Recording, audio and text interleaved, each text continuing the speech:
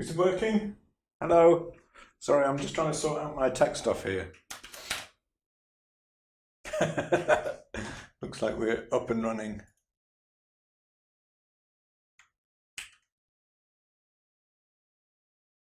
Just trying to make sure everything is going okay.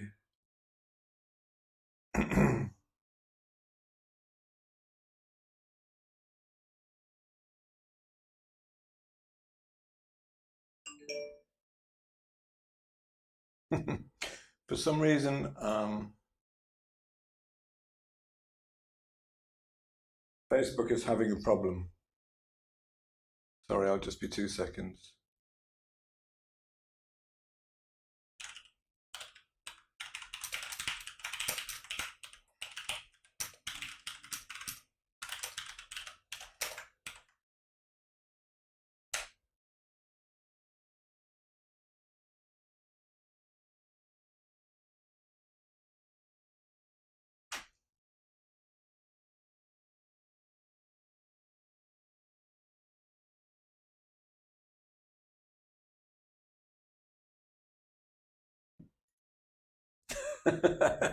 Yeah, it's all right. It's working all right on YouTube. Can you hear me okay, by the way? Hopefully you can. Great. Thank you, Dean. Yeah, just having a bit of a problem with it. Facebook isn't playing nice at the moment. Not sure why that should be.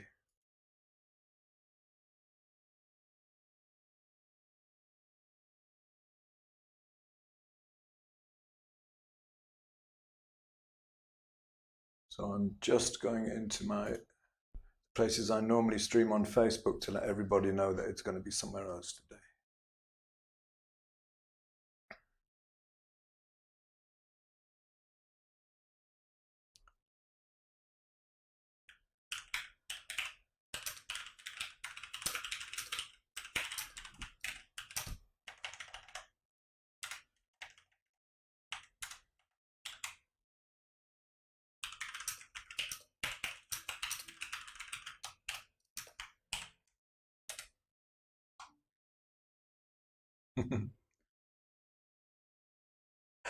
Yeah, that's what I'm telling everybody, Debbie.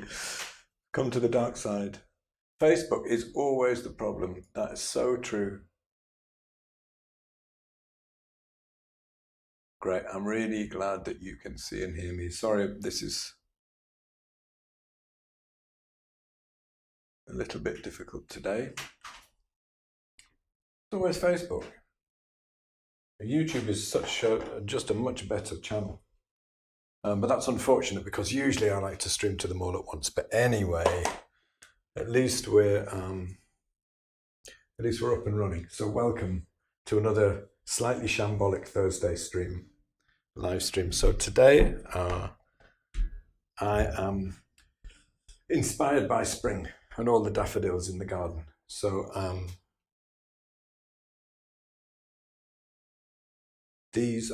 grabbed these two narcissi today from the garden, and I thought I'm going to start a new painting of them. And I thought it might be a nice idea if today I showed you basically how I start in detail all the first setting up parts of a painting. I might actually get to doing some painting. I've got a panel ready just in case. But we'll see, you know, we'll see how we go because I can actually see all the comments that you write in the live chat in YouTube. So if you have any questions about any of this as we go along, just let me know. Let's switch over. Hello, Marianne. Hello, Ellen. Facebook is free, yes.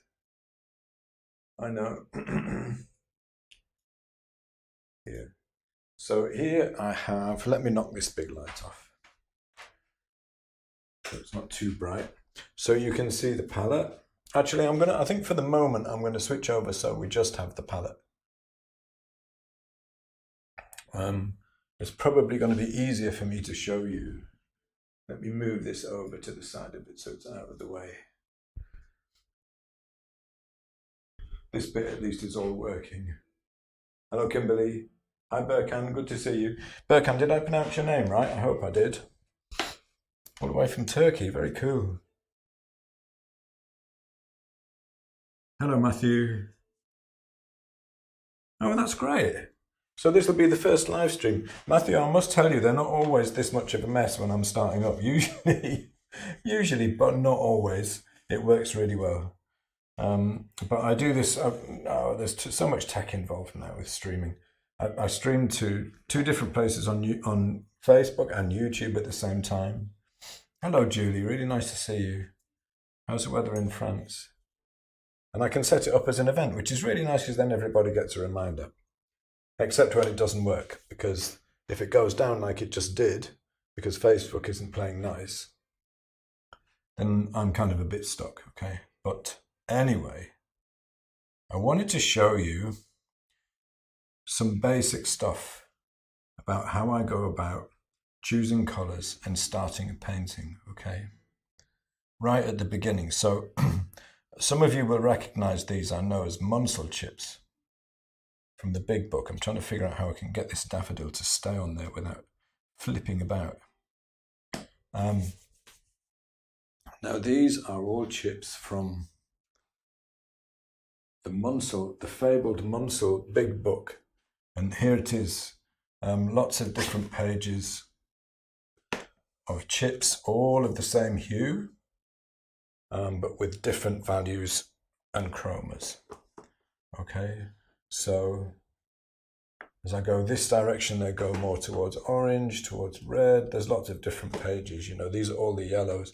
So moving this way, I'm going more to orange yellows, one page at a time, look, like this. I'm going this way, I'm going more towards green yellows. And this basically, oh, this page is in the wrong place. No, this one is in the right place. So for this particular hue here, this basically is all of, this is the full range of color from darkest to lightest, from nearest to gray to right up to the full chroma that you can possibly mix with paint. It is possible very occasionally to be able to mix slightly higher chroma, you could say more intense colors than you see there, but it's very, very rare. So it's kind of like a map of the color space, one of those pages. So when I'm going to be painting something like this, one of the first things I want to know about, isn't it, Marcos? Such a beautiful flower. Oh, Dean, this value scale, yeah, this is really useful. It's from Paul Cantore. And if you go into ebay.com and you type in Paul Cantore, C-E-N-T-O-R-E, Munsell value scale, this will come up. They're only $10 and they're great. It's laminated, so you can put paint on it. Really, really useful. Actually, I'll get it out of the way for now, but I'll pull it out again in a bit. So this is just a way, using the Munsell book is just a way to really nail down what these colors actually are. It doesn't do the painting for you, and you still need to decide what colors you're going to use for your light and shadow, but it's a really good way to start with the local color, to absolutely nail the local color. Okay. Oh, that's interesting, Matthew. Was it Munsell that you did at Art College? That seems surprisingly enlightened. Yes, Kathy, they're great, aren't they? Kathy, you must be on the flowers workshop, yeah, on the spring flowers workshop. So I've gone through the Munsell book and I've looked for the chips which I think are going to be, I think possibly this camera needs bringing up a little bit in exposure. That's a bit better, right? Now we can see a bit more clearly. Hopefully I haven't overdone it. I want to know exactly what the local colors are. So the local color is best thought of as a color something is independent of light and shadow. Okay, so I want to know, say, what color this petal is. I don't want to know, like this petal, this area is in shadow, this area is in light. I'm not interested in that. I'm interested in what the local color is. Okay.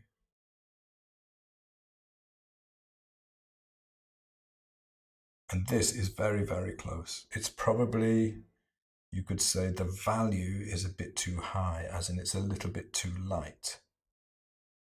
Okay, but the chroma is about right, and the hue is about right. So for anyone who's not used to thinking about color in these terms, this is value from light to dark. This is basically Munsell in a nutshell. Value from light to dark. Hue is the color family. Orange, red, magenta, purple, blue.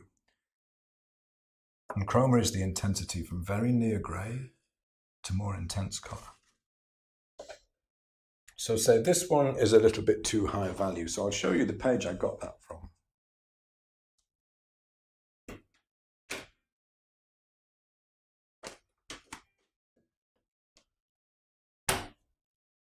So one nice thing about the Munsell book is you get these very, very low color pages as well.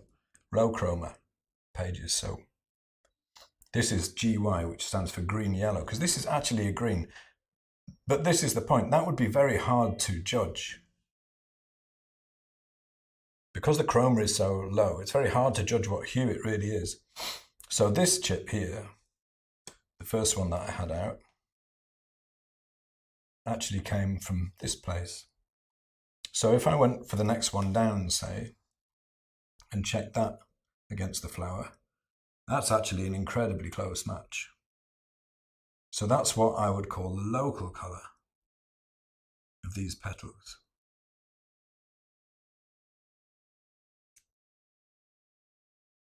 Oh, Irina says, Paul, is local color the color of the object on the light most facing plane without being affected by highlight? Not really, Irina. The local color is independent of light and shadow. So you see, like say I've got this sphere, which I've painted orange, 5YR we could call it, if we were being Munsell. The local color of this is the color of the paint that I mixed to paint this with. So, you know, if I cast a shadow over this with my hand, the local color is the color this is independent of whether it's in light or shadow. So it's it's very rarely exactly any of the colors that you see. Okay, so I want to find out what the local color of something is. And then I can start working out what colors to use for the light and shadow. So this one was a little bit too light. And this is why Munsell chips are so useful, because you can actually hold them against the thing and find out exactly what the local color is. That one's really, really close, probably somewhere a little bit between the two. But say if I got a different one, say I got this one out. Now this is 10 green, according to the Munsell book. I know you would say it's blue, maybe an eggshell blue. You can see that's definitely not right, okay?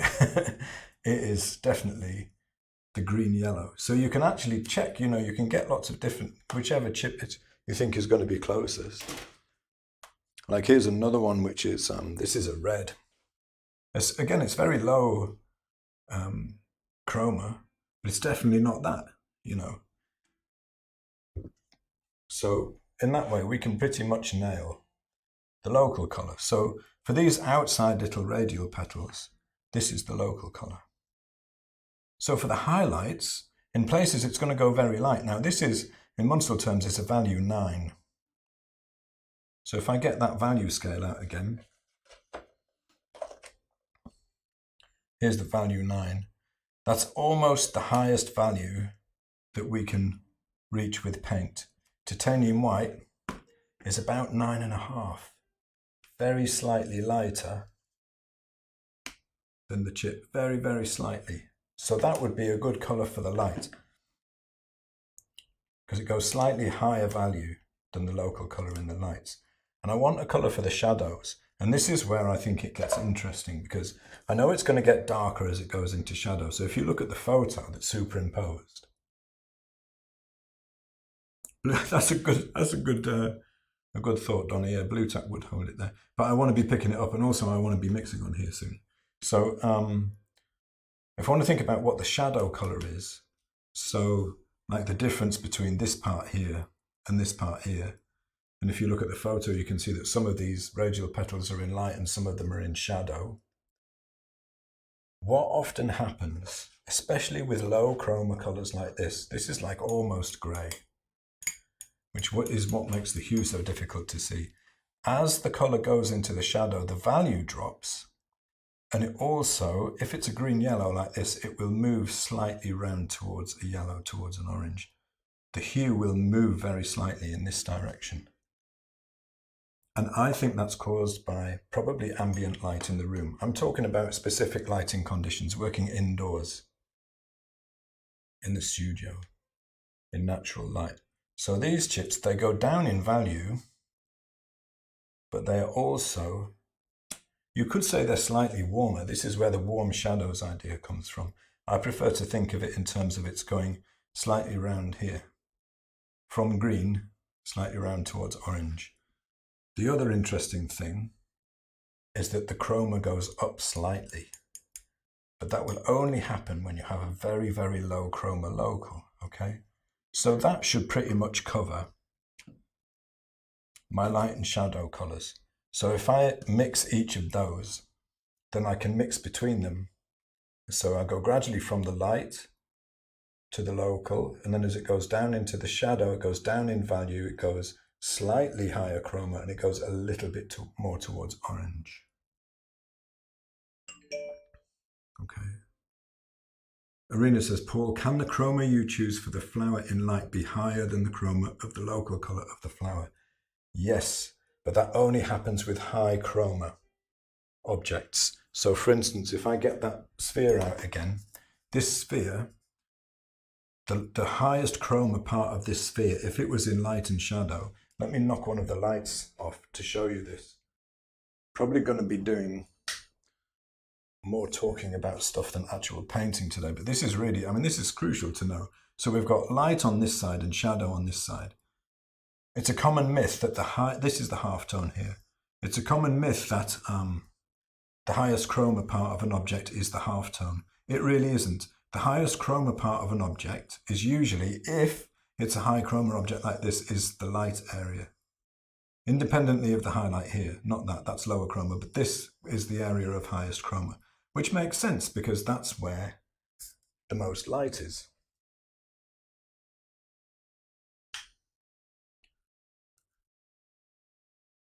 Except when it's a very low chroma object. So let's say, I have loads of these. This one looks like a Malteser a little bit. Let's say, let's knock that light off again just so I can show you something else. So it depends on the local chroma. So this is a neutral, has no chroma, okay? So here's the light side and here's the shadow side. In this case, there's no chroma in the light at all, okay? But there will be a bit of chroma in the shadow. And what I think that is bounced, reflected light in the room, bouncing into the shadow and creating a little bit of chroma. You don't see it in the light because the light source bleaches it all out. You don't see that reflected light because this is the light source kind of overwhelms it. But here in the shadow, there will be slightly higher chroma. And that's why for the shadow colors of these petals, I've gone slightly higher chroma. Okay. Hopefully, Christopher, that helps you a little bit with your question. You asked how I selected the chips. It's mostly from experience. You know, because I know I want to keep the values fairly close. And this is down to like halfway down the value scale. So I don't want to be going much lower than that in terms of value. I know the chroma is going to be slightly higher. Again, this is just from experience, from painting a lot of spheres and cubes of flowers and all kinds of stuff. And checking what works and what doesn't. And I know it's going to go slightly more towards a slightly warmer yellow. Oh, Studio Cat wants out. Does that make sense? It's a kind of thing that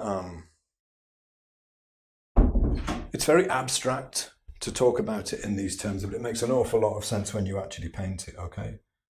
So for the interior colours here, I'll take these two out of the way for a little bit. This beautiful trumpet in the middle, it gets quite high chroma right in the centre. I'm thinking it's about there, like right in the center, it gets quite high chroma. That may be a little bit high, maybe a tiny bit. And the middle of it is about this colour here. That looks like a pretty good match, right, wouldn't you say? Of the local. And then as it goes out towards the edge,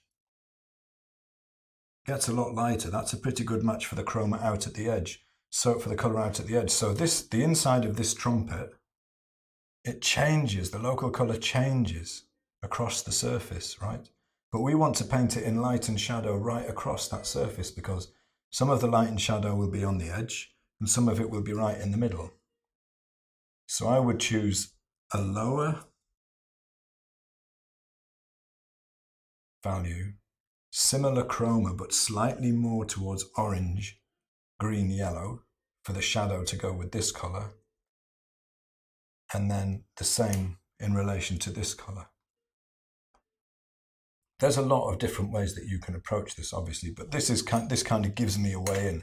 There are general rules about the way that colour behaves that you can reflect within the chips. And that's always good to know, but a lot of this comes based on experience, you know. So if you were mixing these colours, which I'm going to do now, you know, I'm going to be starting off with trying to find, I'll leave this there actually on the palette so we can see it, if it will stop flicking about all over the place. Trying to find tube paints that are going to allow me to mix these colours, okay? So that's light to shadow, light and shadow. This one I've just done light. I didn't bother with a shadow one for that as well because I can mix between these two and it will work fine, you know.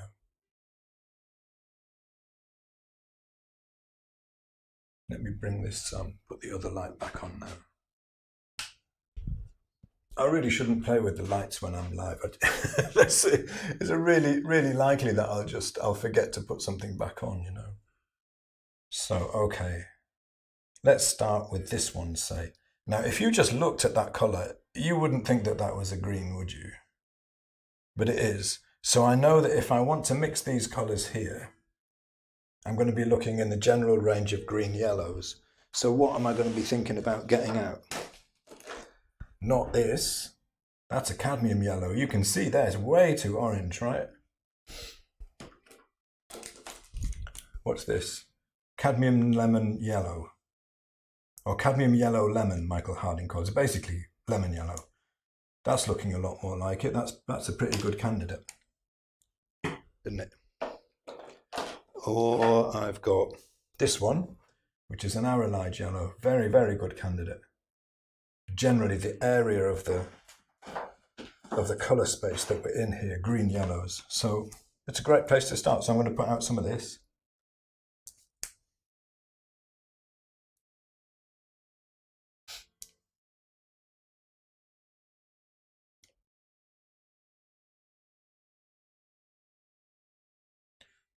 Yeah, don't worry, Arena. I mean, this video obviously will always be there on YouTube. You'll always be able to come back to it.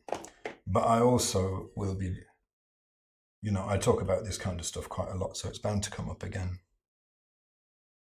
And when I go down into the shadows, I want to go a little bit more towards orange. So, well, let's say what might be useful there. The middle value, orange yellow, yellow ochre. But I think that would make it a little bit too orange, right? You can see now that's out. That's by far the most orange thing on the palette, okay, isn't it? So I'm probably going to want to pull that back towards green a little bit. And what I always use for that is green gold, high chroma, low-ish value, very beautiful colour. Okay, so I've just put out what I think is, I mean, you can see the relationship between what's here and what's here. You know, I'm not going to be putting out any blues or reds here. This is why I don't have a set palette. You know, a lot of the time I'll paint with quinacridone rose, but I'm not for this painting because there's no red in it. I just don't need it, you know.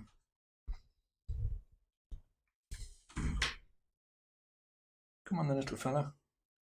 He goes out, he comes in. I can't pick you up right now, I'm sorry. Okay.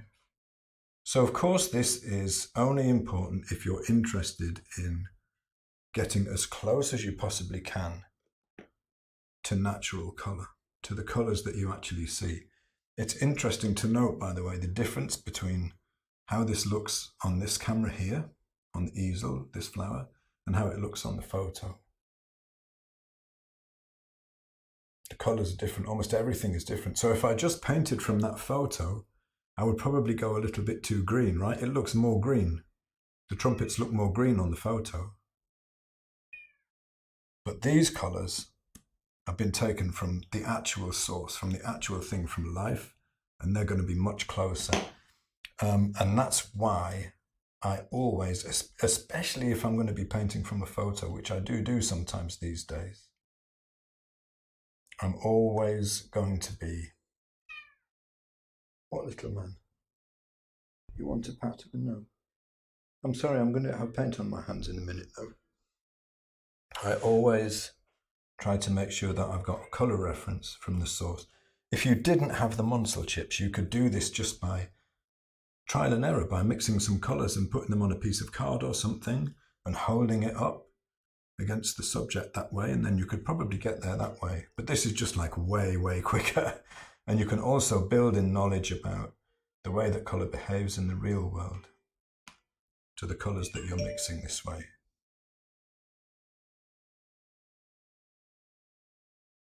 Okay. So I should have already laid out here. Christopher, let me know, by the way, did that make sense to you, what I was saying about choosing the shadow colours? If it's a low chroma local, there'll be obviously lower value and there'll be slightly higher chroma. And the hue will change slightly as well. If they're higher chroma colours, like this is quite high chroma, then it will be lower value and the chroma will probably be a little bit lower in the shadow. Because especially in yellows, you can't get high chroma low down. Let me show you why. This is the Munsell page from what Munsell calls 5Y, which roughly translated means a middle yellow. You can see that yellows reach their highest chroma right at the top of the value scale, where those bright yellow daffodils are. And then as you go down the values, the chroma drops a lot. You can't mix much higher chroma. Sometimes you can a little bit, but you can't mix much higher chroma than these in paint. This is a map to what you can mix in paint in this hue. So if it's a high chroma color, high chroma local, the shadow color will probably end up being a lower chroma. That's just the way color works. If it's a very low chroma, then there's a good chance that the shadows will go up a bit in chroma, but not very much. I know. Sorry, Studio Cat is demanding to be picked up. Let's have a go at mixing some of these colors. Let's say I want to mix this, okay?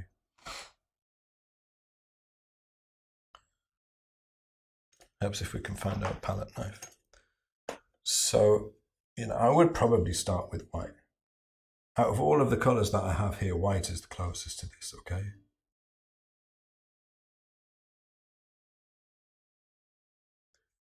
And I know that this is very low chroma and it's a green yellow.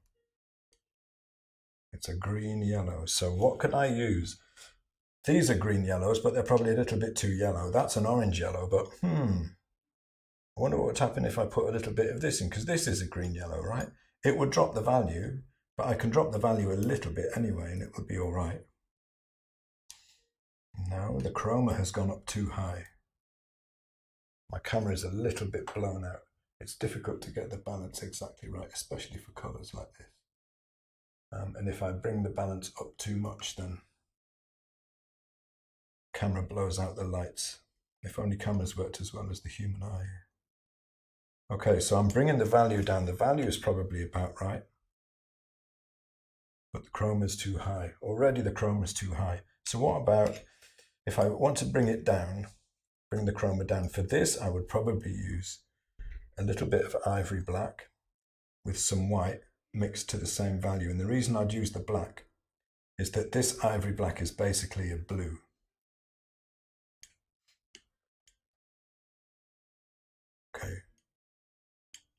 So it's fairly close. I could also put in a little bit of raw umber with it as well, which is a yellow-orange. So between the blue and the yellow-orange, it's going to be close to neutral, but it will be slightly in the right area, like a very slightly greenish. But let's check the value. We need to know the value is right. Is it too dark? It's too dark, right? You can see it standing out against the chip. It has to be lighter than that.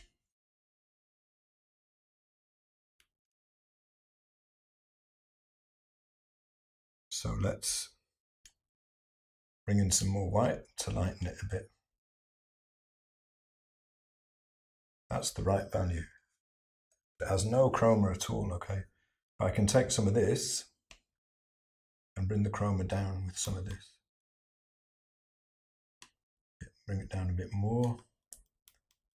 What color you mix to bring the chroma down depends on the local hue that you start with. So I want usually a lower chroma, in fact always a lower chroma version of something close in hue family to the color I started with. That's just about bang on. Very, very low chroma, very, very close to neutral. So I'd put that over there, that's my lightest light. Interesting, huh? Because we know that that's a green-yellow. Let's keep the higher chroma one just in case we want to use it. We know that's a green-yellow, but it would be very difficult to know how to go about mixing that colour if you didn't know the hue to start with. This is one of the beauties of using Munsell. Checked against the flower.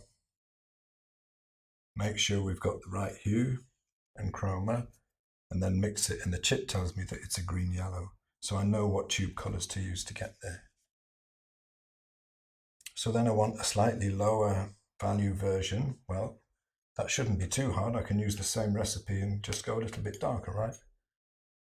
A little bit more green gold. But since I've got more of that in, that's going to bring the chroma right up. Okay, so I'll bring it. You can see this is the beautiful thing about this green gold, is it gives you a lot of chroma, but in this case we don't want that much. So I'll bring down the value a bit further with some black,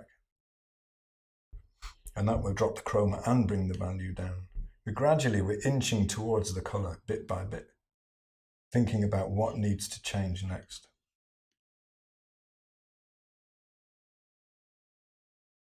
That's a bit closer, but it's a bit too light still, a bit too high chroma. So I'll bring in a touch more black.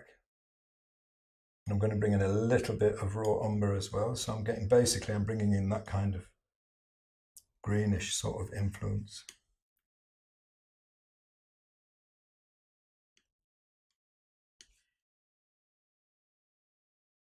Don't worry, Carol. It's fine to just sit in. I've just been explaining about how I use the Munsell chips to choose the local colours, to choose the colours that I want to mix. Now that's really, really, really close, okay? It's really close, but I would say the value is a little bit high and it's a little bit too green. It wants to go a little bit more towards orange. So to change that, I would bring in raw umber is a yellow-orange. Perfect, right? Really low chroma too. So if I bring that up to the right value with white, that's too high. It's going to bring down the chroma and it's going to push it slightly towards orange. When I say towards orange, I'm talking about the hue wheel. So at the moment I'm over here, too far, and I want to go this way. So I know that raw umber is about over here. It's an orange-yellow, so it's going to push it round. I mean, this is like extreme mixing, if you like. Trying to get really, really close. The colour that I had would be fine. You know, it was certainly close enough. But I can get it a little bit closer, so, you know, why wouldn't I? That's extremely close. Now I'm going to bring it down a little bit further. So green gold is a brilliant colour because in this area of the value range, it's very hard to get that kind of chroma in that hue. That's great. But when you mix it, and you're trying to mix, when you bring it into a mix when you're after a low chroma colour, sometimes it's got a bit too much, so I had to bring it right down. And people talk about neutralizing the color. They're basically talking about the same thing as lowering the chroma. Okay, so that's 2 of them done now, local color. So this should now look, this color here that I just mixed, right, should look really close to the color of the petals. And it is, you know, it's outrageously close, right? So you could do that kind of by trial and error. But these chips, Munsell, just get you there a lot quicker. Christopher says, why can't you use the chips to see the colour in shadow? You can, to an extent.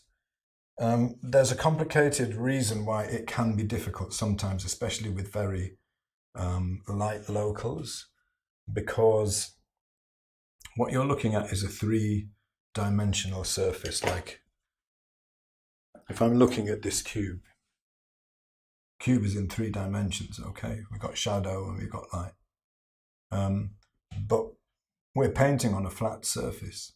So the range of value that we have available in paint from dark to light is lower than the range of value that we see in nature, even in indoor still life. So what you usually want to do is shrink your values together slightly. And I've found, especially with flowers and especially with these daffodils, the closer I can keep the values between the shadow and the light and still make convincing form, the more beautiful the result. It's experience, a lot of it.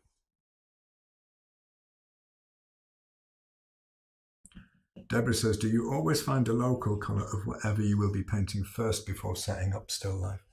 Usually I'll set up the still life first.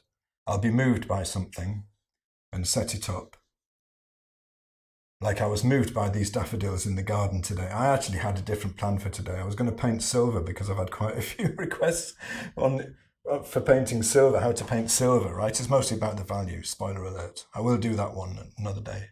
But because these streams are mostly about you asking me what you want me to do. But these daffodils are too beautiful to pass up and they're not going to be around forever. So, you know, I thought I'd do daffodil one today. So let's go down the value range towards the shadow. So this is similar, but slightly higher chroma. And it's a little bit more towards orange, right? So let's say I chose the green gold and I mixed it with white until it's about the right value. You can see how much chroma this has. This green gold, it's a gorgeous, gorgeous colour. Obviously, this is going to be a good choice to get as close to some of the colours in here, in the trumpet. You know what? I think I'm just going to talk about the mixes today, and I'm actually going to start the painting in another session. Because this stuff is, it's just too useful not to know. So, okay, that's way too light, okay? So I have to bring the chroma down. I have to bring the value down, sorry. Bring in more green gold. What's going to happen when I do that? The chroma is going to come up even further because I've got even more of this, the green gold, which is bringing in the chroma, right? But let's bring it down to the right value anyway, and we'll see where we are, because we're in roughly the right kind of hue range. Too light still, but we're much closer.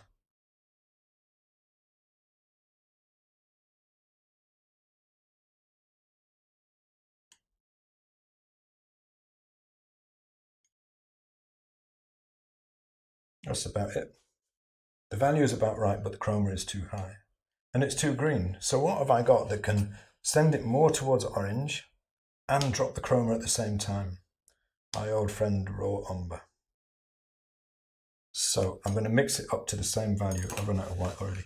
I'm going to mix it up to the same value, right? This is absolutely crucial because if I just stick some raw umber in there, I've already hit the value, right? So if I just stick some raw umber straight in, it's going to drop the value and then I'm going to be all over the place.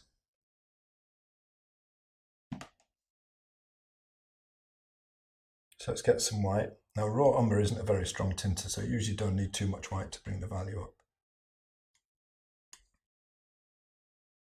So I'm looking at this, and I'm looking for something that's about the same value here. That's about it, right? It's slightly lower chroma than this, and it's slightly more towards orange. So perhaps a bit dark still. Perhaps with these two colours, I can hit this one. So my thought process is, what's wrong with this colour? The value is right. The hue is too green and the chroma is too high. This is lower chroma and it's slightly more orange. So let's see what happens if I take some of this and mix in some of this. I probably don't have enough of it. I don't have enough. I'm going to have to make some more. It's getting closer, right? It's on its way. When I teach this in workshops, I call it the story. I want to see the journey that the colour has been on. I want to see the story of the mix. Every little step going down somebody's palette. Like, where did you start? What decisions did you make along the way? And why? And you can, I promise you, this stuff is not that hard. Once you get used to it, you are perfectly capable of nailing any colour you see, as long as that colour is within the range of paint. Because a lot of them aren't. Especially with reference to the values that I was talking about before. Like if you have, say you'd, imagine the most simple subject, a white cube and a black cube with directional light from one side and indoor still life. I guarantee you, you cannot hit the range of values from light to shadow, because you've got full light on a very light local on the light side of the white cube, and you've got almost no light at all on the shadow side of the black cube. Let's bring some more of this back in. Bring it down a bit more. More still. But now we're getting close. I probably should have started with the raw umber mix and brought in just a tiny bit of the green gold mix. I don't always mix like this exactly. I'm doing this in order to just to demonstrate something for you. Well, that's about as close as you could get. That's really, really close. Really close. Okay, that's our first shadow colour. You could say that's kind of a half-tone colour. So if I want to make this next one down, well, I've got a good idea of how to get there now. Let's get the value. So this is white and green gold again. Green gold isn't a strong tinter, but it has a really strong chroma. So I'm after this one now. So let's match the value. And the lower we go down the value range, still the same two colours, titanium white and green gold. As the proportion in the mix of the green gold gets higher, the chroma comes up. Way too light. Now at this point, I could labour this process and mix this down to the same value with the green gold. But I know I've got to bring some raw umber into it, so why don't I just bring it some of the way down with raw umber and skip a step? When I teach mixing, I wouldn't advise doing this because I think the lessons are more completely learned if you follow the process really carefully. But when I'm painting now, this is how I do it. Let's check the value. So I knew I wanted to drop the chroma because of the experience of this colour here. I knew I wanted it to go more towards orange. So the value is really good, right? The value is bang on. I don't know how well you can see that. I need a zoom on my palette camera. But the chroma is too high. And it's probably still a little bit too green, so let's get some raw umber. Run out of that as well.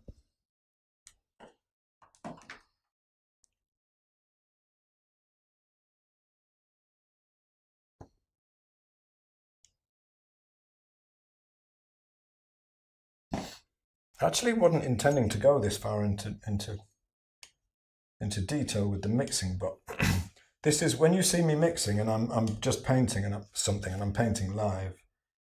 All the time that I'm mixing, I mean, I go through this way quicker when I'm mixing a colour, but the thought process is exactly the same. It's just when you've done something for a long time, you get quicker at it, you know. So this is the same raw umber and white, because I know I want to be lower value, lower chroma,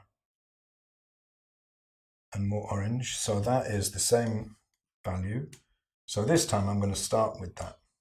And I'm going to bring in a little bit of my green gold mix. It probably isn't going to take that much. It might work out, it might not. Let's see where we go.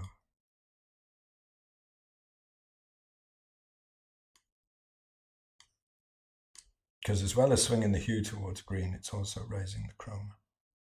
That's really good, but the chroma is too high.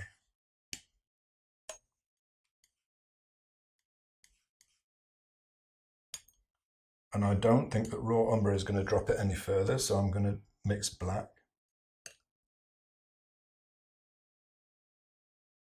And white, which is pretty much the lowest chroma I can get, you know. I could have a bit of raw umber in this as well to really make it a neutral, but the main thing is that I need this to be incredibly low chroma and I need the value to be right. The value is too high. Always value to value, always. That way, all I'm going to affect is the chroma and the hue a little bit, but I won't be affecting the value. If you're mixing at random and you're affecting all three at once, you know, you can get into a lot of trouble very quickly. Slightly too dark now. That'd be about right. Let's get a little bit of this. I'm gradually stepping closer all the time. Bring the chroma down with the black.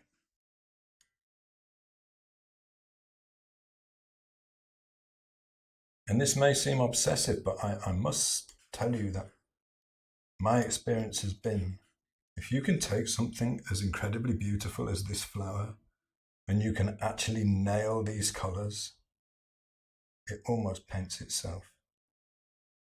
I've dropped it a little bit too far, but that's almost bang on, so I'll bring a little bit more of the chroma back in. And we're there.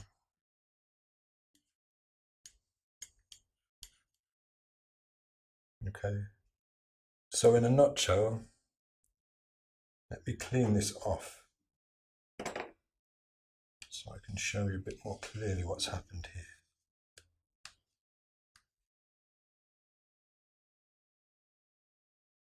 Rebecca says, what size is the palette knife? I don't know because they don't write it on here, but to give you a visual reference, let's look for something. This is a 1/2 inch brush, and there's my palette knife, the one that I do my mixing with. Does that help at all? Even better, here's a ruler. It's 65 millimeters long and 20 millimeters wide. Or if you're in the US, which you probably are, 2.5 inches long, 3/4 of an inch wide. There you go. That's exactly how big it is. Exactly. Now, people will often tell you, yes, but I like to feel the colour. I don't want to be too limited by it being the actual colour. And I don't mean, I don't want to be unkind, but most of the time, not always, but most of the time, people who say that actually can't hit the right colour. I don't mean to be unkind. And it may be that, you know, there are artists, absolutely, that are not interested in hitting a colour accurately. And that's fine. There's nothing wrong with that. It's an aesthetic choice. But if you want to truly reflect, to my mind, if you want to truly reflect the beauty that you see, when something really catches you and you catch your breath and you're, oh my God, that's so beautiful, and you want to come and paint it, then being able to really nail those colours is going to get you closer to being able to bring that beauty to life in a painting. And for me, of course, this also is an aesthetic choice. I bring the expression in mostly with, let's get this out of the way too, with the brush strokes, the handling of the paint. So I used people often think that people want mixing to be very simple and to say, well, I can choose the color and then I lighten it with white and darken it with black or something. No. Each of these colors required a slightly different recipe to mix, but they're absolutely nailed now. And I will be able to paint these petals really, really convincingly. And I would also add, for the very lightest parts in this painting, I will be using titanium white for the very, very lightest highlights, okay? Now, I've actually gone on rather longer than I meant to in mixing, so I'm not going to get to painting today. My next job will be to mix these other colours from the trumpet, and that's what I would do. I would mix all of these two, keep them separate on the palette, and then when I come up to the easel to paint, most of the work is done, you know, by mixing between these. And I can also, it doesn't mean that I have to use only these colours that I've mixed. I can also now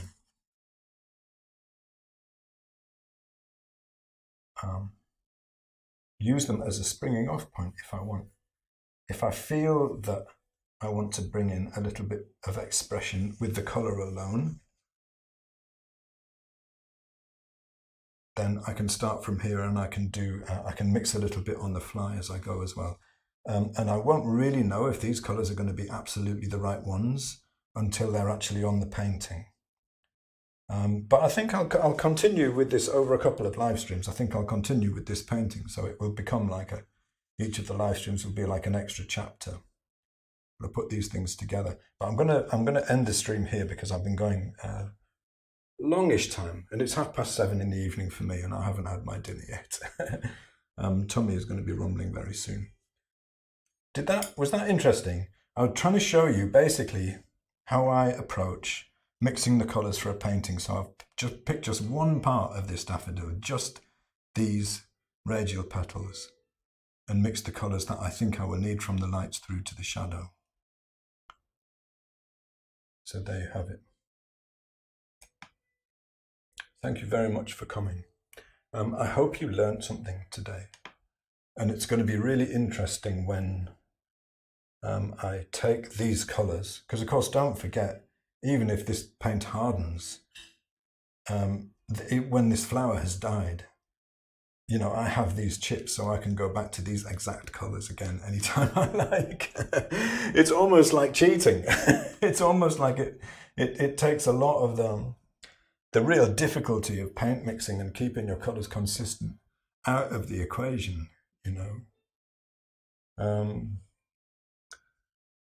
This process basically is how I learned colour and how I'm still learning more about colour every day. Thanks very much. So in the next stream, maybe I'll go through mixing these, or I might have these already mixed and maybe just go straight in and start the painting. We'll see how we go. If you would, we'll take a vote on it maybe. I mean, would you like to see me mix these colours in the next stream, or would you like to see these colours start happening in a painting? Was this clear enough and did it make sense to you what I did there? You let me know in the comments what you would prefer. And we'll see what happens. Probably be live again next Thursday with another stream in the series of painting these daffodils as beautifully as I possibly can. So let's do it that way. Let's go right into detail and just go through the whole thing over the next few streams. That would be fun. Roxanne wants to see the mixes. Your wish is my command, Roxanne. That's what we will do. Okay. You don't actually, I mean, obviously these are, Arena has said I've just convinced her to save up and buy the big book. The book that these chips came from is about $1,000, okay? It's really not cheap. But you can get a lot of the way there just with the student book, which costs $100. I worked with that book for 2 years before I went for the big book. Enough to teach me the basics of everything that I do now, okay? So this workshop, you probably have already heard about that I've got coming up soon, where I'm going to be teaching this stuff really in depth, with personal critiques and all that kind of stuff. That's going to be done using the student book, not the big book. And you can learn a huge amount just from that. Okay. Everyone wants the mixes. No problem, we'll do the mixes. Okay. Thanks very much, everybody, and I'll see you next week. And we'll be mixing some more colours.